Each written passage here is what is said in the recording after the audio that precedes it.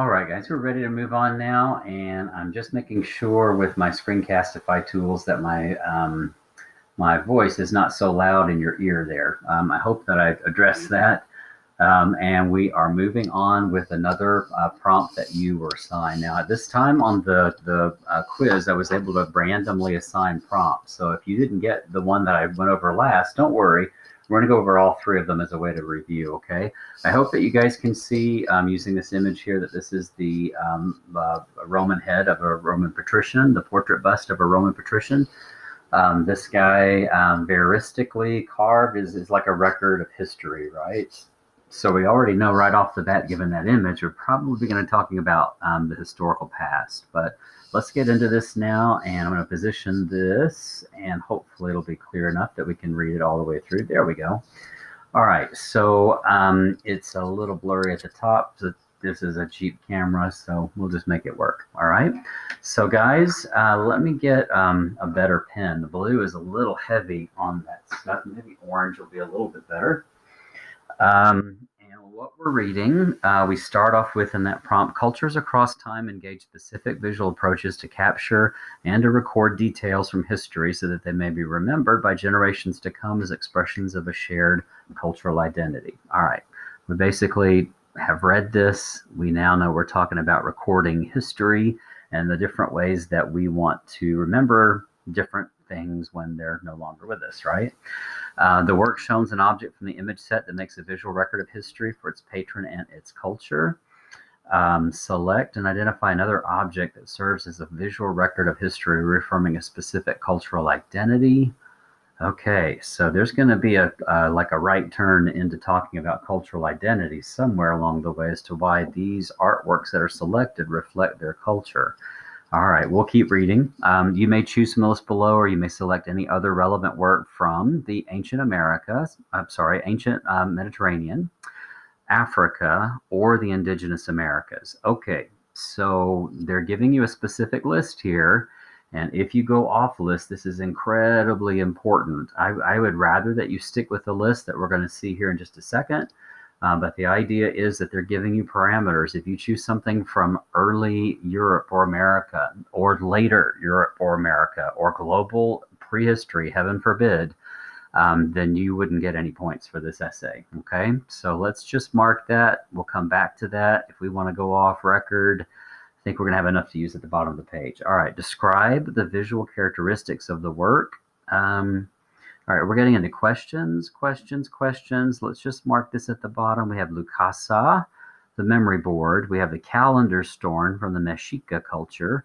And then we have the painted elk hide, the Shoshone Indians from the indigenous Americas, right? Native North America. All right, so we've got to select an image from that list that's all about history and compare it to the one that's required, which is the Roman portrait bust. Okay. So let's start by breaking this apart. Let's divide it up. Okay. Action verbs are first. Describe, explain, explain. Of course, you're going to go faster on the day of the exam, but this is good practice for all of us, right? All right, I only see 3 verbs. I know some of these have to double up somewhere because this rubric is going to be somewhere in the neighborhood of 6 or 7, right? It won't be 8 like we were expecting with a 35-minute prompt, but we better make sure we identify all the pieces or parts. All right, so describe the visual characteristics of the required work and your selected work. Okay, I'm seeing some connector words that will help me. Box those. Selected work that help to record a distinct history within its culture of origin.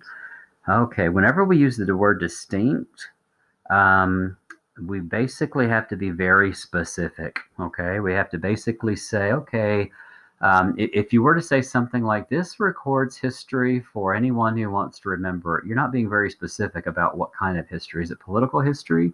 Is it familial history?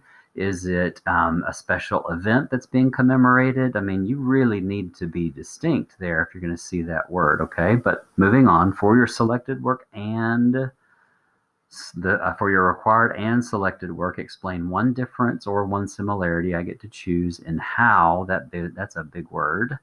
The form of each work aids the artist in supporting a distinct cultural function. I'm going to come back to those in just a second here, but let's go on.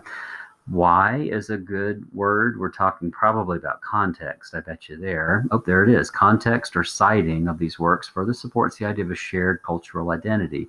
Use specific CE from both the work shown and your selected work. Okay, yeah, some of these are doubling up, aren't they? Um, all right, I think I've already underlined. Uh, the details have to be about how this work records a distinct history within its culture of origin. Okay, and we have to do that for both.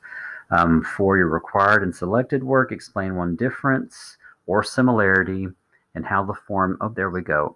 How the form, that's a big one, holy cow, of each work aids the artist in supporting a distinct cultural function. Okay, look at here, form and function showed up here.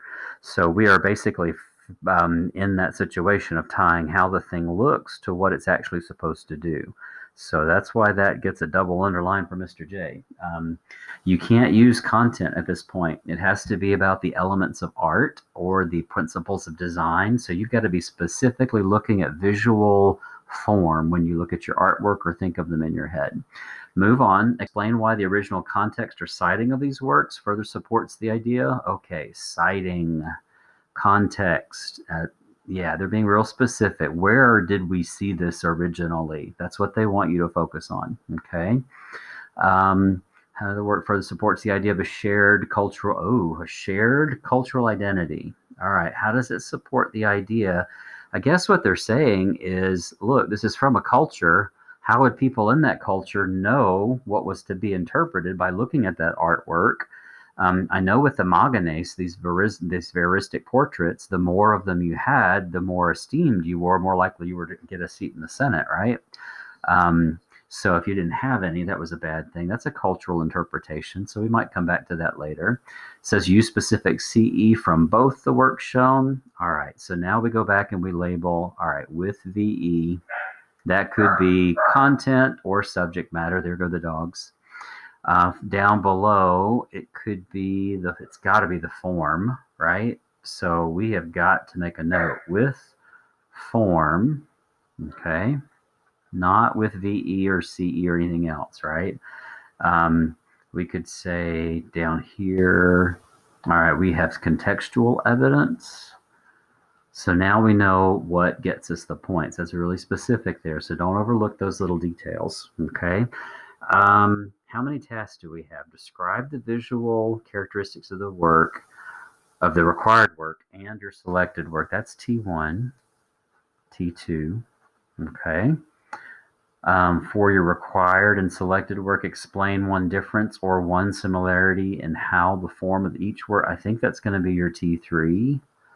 I think your T4, 5, 6 is going to fall like the last one. Here is a statement we have to explain, and then we get points for backing it up with evidence. T5, T6. Now, again, if you went back here and you said, okay, T3 is when I talk about one of these things, and the other thing is going to get a T4, you're okay to do that, but you got to remember this is a difference or similarity. So don't talk about them independently. If you use different sentences to get like your T3, T4 there, then you want to use connector words or transitional phrases that say, while one work does this, the other work does that, or in the exact opposite, something that effect that we know those ideas are connected for those points, okay? Because we've already done our description as standalone points up here. We're not going to get more for description, okay? So just flipping over here to the side, I think I've got my plan. We have a description we got to do, a description we got to do. We're going to do it 3 times, magic of 3, and we're going to get T1 and T2 with wide open VE. Okay, so that could be subject matter or it could be form, like specific content that we see there. So that's pretty open as far as description goes. I think we'll be okay to do that. It says for your required and selected work, explain one difference or similarity. Okay, you guys will probably pick a work and then decide what you want to talk about. But I'm going to leave this here for you to decide. This is a specific connection between the two. that is either different or similar in how the form follows function. Okay, so that is pretty strong for a T3. We got to do a lot of talking there. Okay, we move on down. It says explain why the citing of these works further supports the idea of a shared cultural identity. That is really rich and complex, guys. Um, it's not just one thing you're having to talk about, right? You have to explain where it was and why where it was would help us understand the artwork within its culture. Okay, so they can get really complex on you pretty fast. Just watch yourself. Make sure you understand what that task is. Okay, so I'm going to say that is my whopper of a T4, and I've got to give evidence from both of those T5, T6. Let's go back. I don't quite know yet for my drawing what evidence is going to earn me the points. So let's put in with CE. With CE, this is the evidence that supports that point. Up here, I have got to use form, right? Okay, form specifically, not content. So now I've mapped out what I am ready to write. Okay, so in looking back at this for a review, you guys probably remember the Roman portrait bust pretty easily. All of those wrinkles and crags show wisdom and experience, and that is to be valued if you're in a decision-making position for the rest of your country, right? It's not necessary, like in the Greek world, to have the whole body as your portrait. You can simply have the portrait bust head. It's supposed to go in the foyer of a good Roman home, so you walk in immediately and you're faced with the ancestors. You know that if you have a lot of them, your household is in good standing with a long history and claim on wealth and status. These were often done from wax masks, pardon me, wax masks, and then even enhanced beyond what was actually there. So they presented a rather stoic kind of mood and expression where you would get a pretty good likeness of the individual. They were even carried in festivals. So you might see them in a number of different contexts, but from them you would understand as a Roman that the person who had them was quite significant, that they were of patrician status. All right, so moving down here, you guys remember the Lucasa memory board. That is a board that's used by the Mbudye Society as they animate their fingers and touch the little knobs and beads. They remember the things that the king or the chieftain who is supposed to remember as precedent. So it's a way to hold in check any ruler who might want to do something that's wild and crazy. You go to the Mbudye and you ask them, and they go back in time to show you what's been done in the past. So that context of a royal device for remembrance and history. So it's about the same thing there. If you saw that being used, you would understand the king was looking for answers, right? For the calendar stone, the Mexica calendar stone, that huge stone, it's basically a expression of cultural identity because it represents what generation the current Mexica aligned with, right? There are four that came before. They are part of the fifth.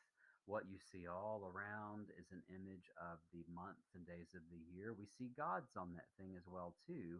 Tonatiuh is in the middle with his large obsidian tongue-shaped wedge, and that basically is the instrument that extracts the heart from the body. Okay, so this would have been seen in a sacrificial context on top of a pyramid like Templo Mayor.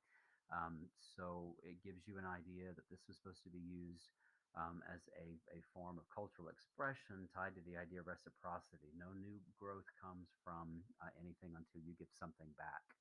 The painted elk hide, Kadzikoti, kind of fuses together a couple of different ideas there, right? There were a couple of different traditions that were being phased out by the U.S. government at the time, and he's trying to recollect a way of life that's beginning to fade rather quickly. This particular one was an early one that he did and probably meant as a gift to someone who's esteemed in the culture, but you realize by the end of those notes that he's selling these made out of cowhide and cheaper materials to tourists who come to that region. It's a very schematic kind of presentation of the warriors in the middle of the picture field. You see teepees, you see stenciled buffalo everywhere. You see women preparing hides and lots of things related to the buffalo hunt, as well as a warrior dance that's going on in the middle with a warrior who has this huge war bonnet on his head all the way down to the bottom of the horse there. But typical of that region, the Native North Americans. So comparing these two should be fairly simple. All the works are about history, and you should be able, by staying on the list, to do a pretty good job. Okay, one more to go, guys, and I'll be done with this for the day.